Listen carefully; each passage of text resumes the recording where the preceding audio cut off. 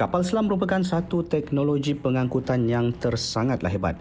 Ini adalah kerana ianya dapat membantu manusia untuk menyelam dalam satu kedalaman yang amat sukar.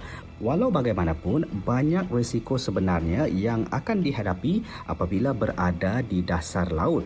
Salah satunya adalah tekanan air yang sangat tinggi serta pertolongan kecemasan yang pantas bila berlakunya sesuatu perkara yang tidak diduga.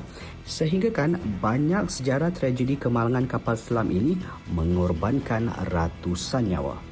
Pada kali ini, kami di ARS TV akan berkongsikan kepada anda tragedi kemalangan kapal selam yang paling terburuk dalam sejarah.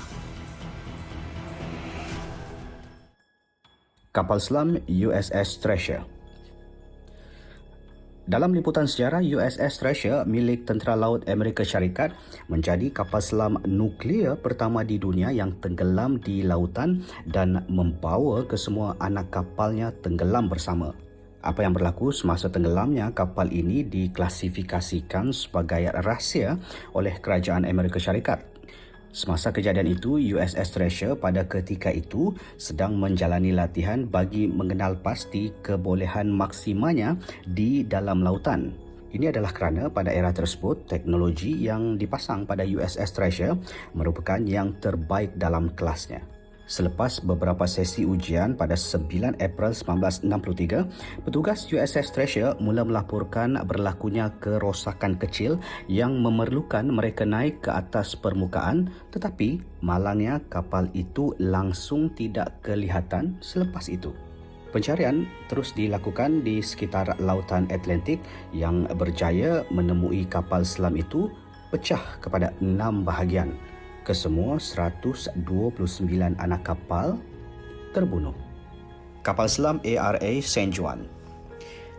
Kehilangan kapal selam ARA San Juan milik Tentera Laut Argentina ini pada awalnya menemui jalan buntu hingga pada 15 November 2017, pencarian selama 15 hari yang melibatkan 27 buah kapal, 30 kapal terbang, 4,000 petugas daripada 13 negara tidak menampakkan sebarang hasil selepas kapal selam itu terputus hubungan semasa menjalani latihan.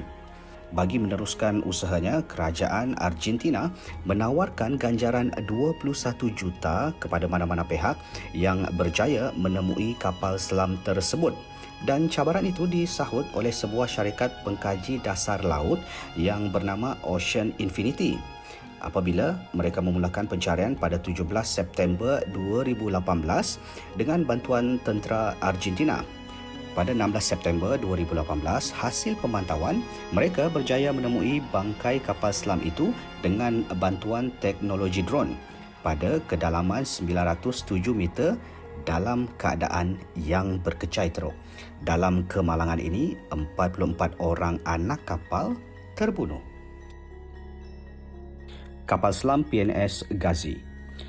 PNS Ghazi merupakan kapal selam milik Pakistan yang pertama kali beroperasi di Asia Selatan, menjadi antara senjata paling kuat yang digeruni tentera India semasa perang mereka dengan Pakistan pada dekad 1960-an. Dinamakan sebagai Diablo sebelum disewa beli oleh tentera Pakistan, kapal selam keluaran tahun 1944 ini dibaikuli untuk kegunaan tentera Pakistan yang bermula pada tahun 1964 dan dinamakan semula sebagai Ghazi. Pada 16 November 1971, semasa kemuncak perang kedua-dua negara, PNS Ghazi ditugaskan buat kali pertama untuk berlayar secara sulit bagi memusnahkan sebuah kapal pengangkut gergasi INS milik India. Selepas kegagalan menemui sasaran, PNS Ghazi menukar taktik untuk meneruskan misi keduanya untuk memasang periuk api di beberapa kawasan strategik. Namun, kapal selam ini berjaya dikesan oleh sebuah kapal perang milik India yang bernama INS Rajput. Selepas itu, 2 tembakan dilepaskan dipercayai mengena tepat pada badan PNS Ghazi yang menenggelamkan kapal selam tersebut. Akhirnya, mengorbankan 93 orang kesemuanya. Kapal selam K141 Kursk. Kapal selam K141 Kursk.